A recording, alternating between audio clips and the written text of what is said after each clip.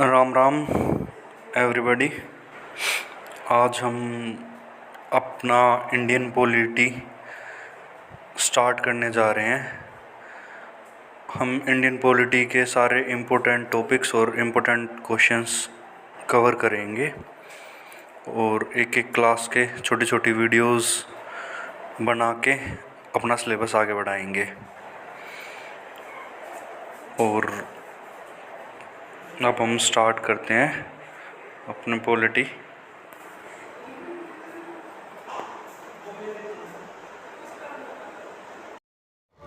और अब हम अपना आज पॉलिटी की फर्स्ट क्लास स्टार्ट कर रहे हैं।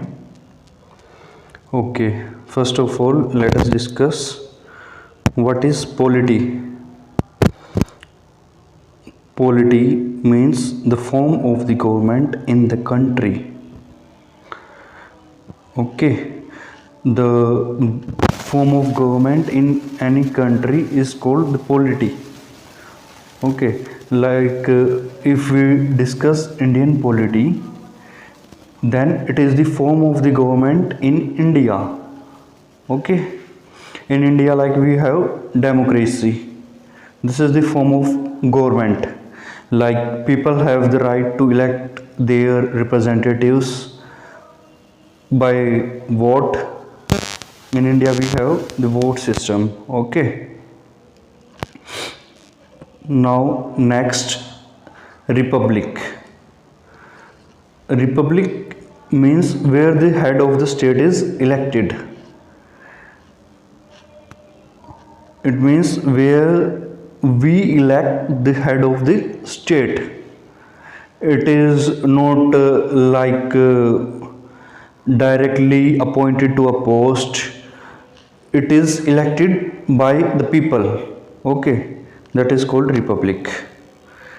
Now let us discuss the demand of constitution. Demand of constitution was first raised in India in 1895 by Bal Gangadhar Tilak through Swaraj Bill. Okay, Bal Gangadhar was the first person to raise the demand of constitution in India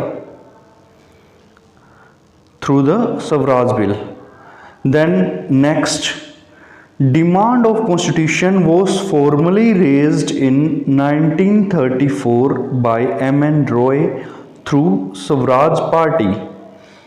M.N. Roy, Manvinder Nath Roy. Okay, demand of constitution जो formally raise हुई थी वो raise की गई थी 1934 में M.N. Roy के द्वारा, स्वराज पार्टी के द्वारा। ओके, अब डिमांड ऑफ कॉन्स्टिट्यूशन जो ऑफिशियली रेज हुई थी from the stage of Congress, वो रेज की गई थी इन दिसंबर 1935। This is a very important question. You will see this question in many various exams. Okay.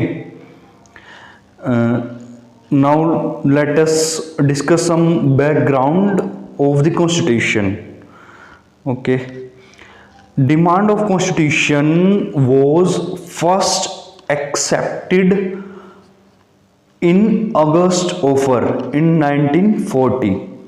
Okay, then here we can cover 2 or 3 questions. Like August offer came in 1940.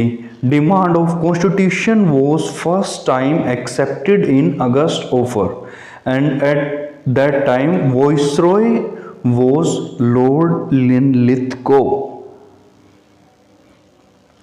Okay, this is also a very important question. Then now let us discuss in 1942 when World War was going on, Cripps mission came, and the head of this mission was Stanford Cripps, and the demand of constitution was also accepted in this mission, Cripps mission. Okay, like in this Cripps mission, the condition was that Indian will go and help in the world war. मतलब Indians जाएंगे, Indian soldier होंगे जो वो Britain के लिए युद्ध में लड़ेंगे और उसके बदले हमको कॉन्स्टिट्यूशन अपना बनाने की आज़ादी दे दी जाएगी। क्रिप्स मिशन में ये था। लेकिन इसके अगेंस्ट में यहाँ पे क्विट इंडिया मूवमेंट चलाया गया। Okay okay, now let us see what comes next. Okay, then Quit India movement and various struggles were going on, and then in March 1946 a mission came. That mission was called Cabinet Mission. उस mission को cabinet mission कहा गया। इस cabinet mission में 3 person आए, sir Pethick Lawrence, A.B. Alexander and Stanford Cripps. The leader was Sir Patrick Lawrence. In this cabinet mission, there was the provision of the making of constitution in India. Okay, what was in this provision? Like all Indian states should be merged and form a union which will have its own constitution. It was accepted by Congress but opposed by Muslim League because there was no provision for separate Pakistan in cabinet mission plan. तो अब क्या हुआ, जब cabinet mission आया मार्च 1946 में, तो इसमें कहा गया कि सारे जो इंडियन स्टेट्स हैं वो मर्ज हो जाएंगे और वो एक यूनियन फॉर्म करेंगे मर्ज होके, और जो यूनियन बनेगी उसका अपना कॉन्स्टिट्यूशन होगा, ये कहा गया। तो ये जो चीज़ थी ये कांग्रेस ने मान ली, लेकिन जो मुस्लिम लीग थी उसने इस चीज़ को अपोज किया। और क्योंकि यहाँ पे ना कोई भी अलग प्रोविज़न नहीं था सेपरेट पाकिस्तान के लिए, क्योंकि मुस्लिम्स क्या थे, वो सेपरेट कंट्री की डिमांड कर रहे थे, पाकिस्तान की डिमांड कर रहे थे, और वो डिमांड यहाँ पे नहीं मानी गई थी उनकी, तो इसलिए उन्होंने कैबिनेट मिशन को अपोज किया। ओके, अब मार्च 1946 में जो कैबिनेट मिशन आया उसने कहा कॉन्स्टिट्यूशन बना लो आप अपना। अब कॉन्स्टिट्यूशन जो बनेगा उसको बनाएगा कौन, कि कॉन्स्टिट्यूशनल असेंबली सेटअप की जाएगी उसके लिए, कॉन्स्टिट्यूशन बनाने के लिए। और कॉन्स्टिट्यूशन असेंबली जो सेटअप की जाएगी उसमें जो सीट्स होंगी वो कैसे डिसाइड की हुई थी, जो नंबर ऑफ मेंबर्स थे वो कैसे थे, in the ratio of population 10 lakh पर सीट, कि 10 लाख लोगों के लिए एक रिप्रेजेंटेटिव था, एक सीट थी। इस तरीके से नंबर ऑफ मेंबर्स डिसाइड किए गए थे उस टाइम पे। तो फिर टोटल 389 सीट्स हुई थी। 389 सीट्स जो बनी उसमें से 296 ब्रिटिश इंडिया के अंदर आई और 93 प्रिंसली स्टेट्स के अंदर आई। अब 296 भी फर्दर जो ब्रिटिश इंडिया के अंडर थी उनको भी फर्दर सेग्रीगेट किया गया। 292 अलग और 4 थी चीफ कमिश्नरीज के लिए। चीफ कमिश्नरीज हमारी कौन कौन सी थी, दिल्ली, कुर्ग, ब्रिटिश बलूचिस्तान और एक थी अजमेर या मारवाड़। ये 4 चीफ मिशन कमिश्नरीज थे हमारे। यहाँ पे क्या हुआ था, जो चीफ मिशन कमिश्नरीज थी यहाँ पे इनडायरेक्ट इलेक्शन हुए थे। इनडायरेक्ट इलेक्शंस में वोट कौन करता था, member of legislative assembly of provinces. Okay, तो इस तरीके से सीट्स डिसाइड हुई और फिर आगे सारी चीज़ें बढ़ाई गई। फर्स्ट टाइम ऑर्डिनरी इलेक्शन जो इंडिया में हुए वो 1937 में हुए। फर्स्ट टाइम ऑर्डिनरी इलेक्शन, याद रखना मैं क्या कह रहा हूँ, ऑर्डिनरी इलेक्शन जो फर्स्ट टाइम हुए थे इंडिया में वो 1937 में हुए थे, मतलब इंडिपेंडेंस से पहले ही। लेकिन जो फर्स्ट लोकसभा इलेक्शन अगर आपसे पूछते हैं तो वो हुए थे 1951 टू 1952। ठीक है, ये दो अलग अलग चीज़ें हैं।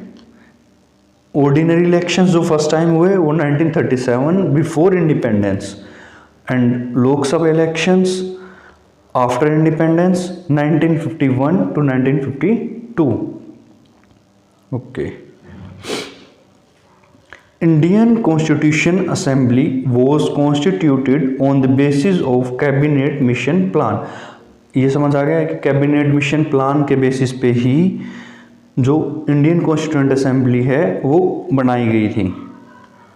ठीक है, अब जो 296 सीट्स थी जो हमने पीछे देखा, यहाँ पे जो ये 296 सीट्स हैं, ये 296 सीट्स जो हैं इनके लिए जो इलेक्शंस हुए वो कब हुए, हमारे जुलाई 1946 में इलेक्शंस हुए 296 सीट्स के ऊपर। 4 सीट्स थी चीफ मिशनरी की, वहाँ पे इनडायरेक्ट इलेक्शंस हुए थे, member of legislative assembly of provinces ने वोट किया था। ठीक है, और जो 296 थे यहाँ पे इलेक्शंस हुए जुलाई 1946 में, और इलेक्शंस का रिजल्ट क्या रहा, 208 मतलब 208 सीट कांग्रेस को मिली, 73 मुस्लिम लीग और 15 इंडिपेंडेंट मेंबर्स थे जो उनको मिली। तो अब जब 73 सीट्स मुस्लिम लीग को मिल गई तो ये एक अच्छा खासा नंबर होता है, मतलब आप किसी को अपोज कर सकते हो, आप अपनी आवाज़ उठा सकते हो एक कंट्री में।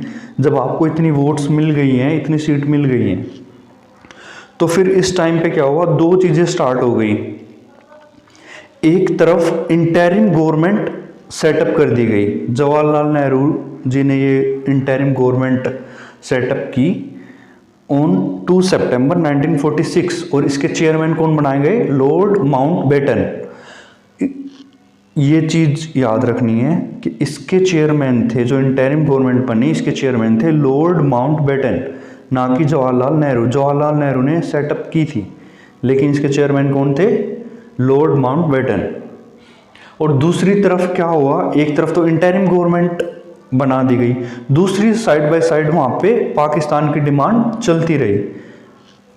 मुस्लिम लीग ने अपनी पाकिस्तान की डिमांड को रखा कि मतलब पाकिस्तान चाहिए उनको अलग, मुस्लिम कंट्री। ये 2 चीज़ें साथ साथ चली। फिर 9 दिसंबर 1946 को first sitting of constituent assembly, पहली सिटिंग होती है, पहली मीटिंग होती है कॉन्स्टिट्यूएंट असेंबली की 9 दिसंबर 1946 को। और इस मीटिंग में सीनियर मोस्ट मेंबर डॉक्टर सच्चिदानंद सिन्हा जी को टेम्परेरी प्रेसिडेंट बना दिया गया। फिर 11 दिसंबर 1946 को सेकंड मीटिंग होती है और डॉक्टर राजेंद्र प्रसाद जी को परमानेंट प्रेसिडेंट बना दिया जाता है। और हमारे वाइस प्रेसिडेंट कौन बने, पहले वाइस प्रेसिडेंट बने हमारे टी कृष्णमचारी, फिर इनको रिप्लेस किया एच.सी. मुखर्जी ने। हमारे कॉन्स्टिट्यूशनल एडवाइज़र बने बी.एन. राव, और बी.एन. राव ने ही प्रिपेयर किया इनिशियल ड्राफ्ट ऑफ कॉन्स्टिट्यूशन। ये बहुत इंपॉर्टेंट क्वेश्चंस हैं, so please remember these all. सबसे पहले प्रेसिडेंट, परमानेंट प्रेसिडेंट कौन बने कॉन्स्टिट्यूएंट असेंबली के, doctor Rajendra Prasad. Constitutional adviser B N. Rao. Initial draft किसने प्रिपेयर किया, बी.एन. राव जी ने। हमारे वाइस प्रेसिडेंट कौन बने कॉन्स्टिट्यूएंट असेंबली के, टी कृष्णमचारी जी। और फिर इनको रिप्लेस किसने किया, एच.सी. मुखर्जी जी ने। तो हम आज की क्लास अब यहीं अपनी कंप्लीट करते हैं। आप प्लीज़ इन सब को जो मैंने बताए हैं ये बड़े इंपॉर्टेंट क्वेश्चंस हैं, please remember all these questions. इनको बार बार पढ़िए और एक बार लिख लीजिए, अपने नोट्स अपने हाथों से बनाना, क्योंकि जो हम लिखते हैं वो हमें ज़्यादा याद रहता है। सो प्लीज़ अपने नोट्स बनाएं और उनको एक दो बार पढ़ें, और श्योरली आपको एग्ज़ाम में इसका ज़रूर फ़ायदा होगा। Thank you very much.